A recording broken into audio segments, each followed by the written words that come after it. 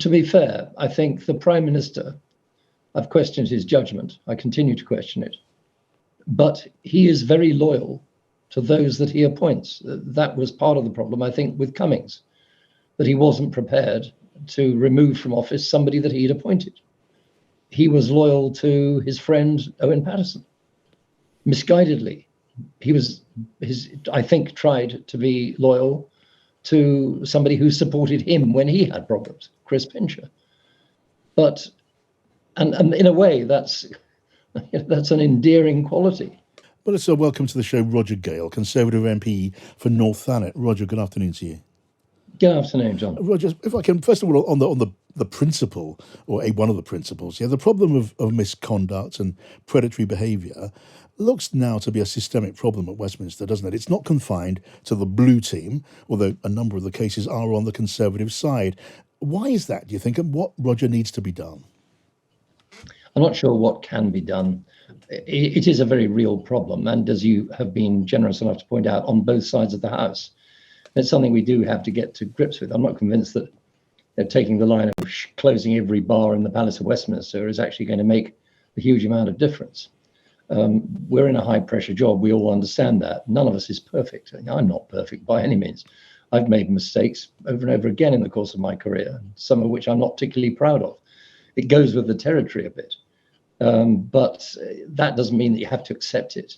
What I would say, though, to start with, John, is that I can't help but feel some compassion for a man who's quite clearly fallen in a very big way and has now had to seek medical advice, and thank God has sought medical advice to try to sort out his own demons. Yeah. That's separate, I think, from the question mark over the Prime Minister's judgment, which is one that keeps coming back, now almost on a weekly basis. Or sometimes more than once a week. Now, you've made no secret, Roger, of the fact that you're no fan of the Prime Minister. Couldn't be more open about that. Do you judge, though, that, this latest row surrounding this former whip accused of sexual misconduct and the questions about why the PM gave him such a sensitive job, will it make any difference to the mood on your side of the House among Conservative MPs and, for that matter, to the future of the Prime Minister? Well, as you know, I first raised my concerns about the Prime Minister's judgment when he refused to dispense with the services of Dominic Cummings after Barnard Castle, which is now best part of 2 years ago. In fact, I put my letter into the chairman of the 1922 committee at that time because I was concerned about the Prime Minister's judgment. But then you have Owen Paterson. Now you have Chris Pincher. And, where's it going to stop? And you do rather wonder how long this can go on for. I'm not part of, by the way, of any plot or any conspiracy to get rid of the Prime Minister. There may be a plot running for all I know, but all I know is I'm not part of it. And nor do I want to be a member of a circular firing squad. That's not going to do us any good either. But I have to question again how long we can go on putting up with buffoonery, bluster, bluff, and less than straight answers when what we actually need is to get to grips with the very real problems facing the country. Look, Will Quince, who's a thoroughly decent, honourable, young, capable minister, was sent out this morning to talk about how we were going to help to alleviate the problems of childcare costs, which is his brief. And he had a very serious message to try to get across on the media. And instead he found himself confronted by all of this all over again. And he was completely distracted from his message and the message that probably quite a lot of people wanted to hear because of the Prime Minister's behaviour. We cannot go on like this. I mean, you're very clear. You want to see the back of Boris Johnson. You haven't, I think, argued for a change in the rules of the Parliamentary Conservative Party to allow another vote of confidence so soon after the last one. But you're an experienced Conservative parliamentarian. Do you expect from the mood of the place, do you expect a change in the makeup of your, as it were, governing executive committee of MPs, which would mean a change of the rules, which would make a removal of the Prime Minister more likely? I think that's very possibly likely.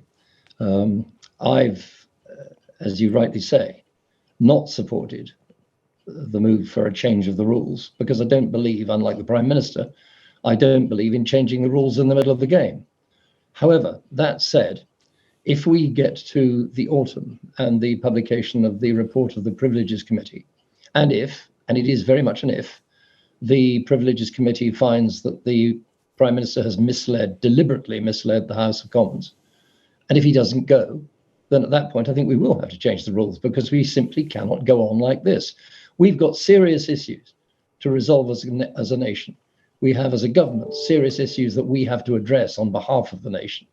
We need a leader that is straightforward, honest, understandable, can get on and do the job in hand without the distractions of week by week by week, jumping from crisis to crisis to crisis. Yes, I mean, somewhere in number 10 there was an official, presumably a senior one, senior enough to be quoted in respectable newspapers, calling that investigation by the Privileges Committee a kangaroo court. And then we hear the Prime Minister tried to keep Chris Pincher inside the fold. Now that failed, as I guess it always seemed likely to fail. What's going on? Is there a bunker mentality in number 10? I think, to be fair, I think the Prime Minister, I've questioned his judgment. I continue to question it. But he is very loyal to those that he appoints. That was part of the problem, I think, with Cummings, that he wasn't prepared to remove from office somebody that he'd appointed. He was loyal to his friend Owen Paterson. Misguidedly, I think, tried to be loyal to somebody who supported him when he had problems, Chris Pincher. But, and in a way, that's an endearing quality in a person. And I understand people who stand by their friends. But this man is the Prime Minister of the United Kingdom, and he has a very clear duty to his country. His duty to his country is to put his country first and to resolve the issues that we're all facing. And he's being distracted from it over and over and over again. Everywhere he goes around the world, it's not just at home, but the G7, in Rwanda, at CHOGM, at the Commonwealth Heads of Government Conference, in Madrid with NATO.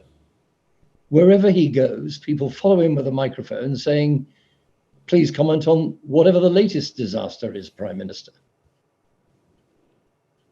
Okay. Roger, you express yourself very clearly, as always. Good of you to join us. That's Roger Gale, Conservative MP.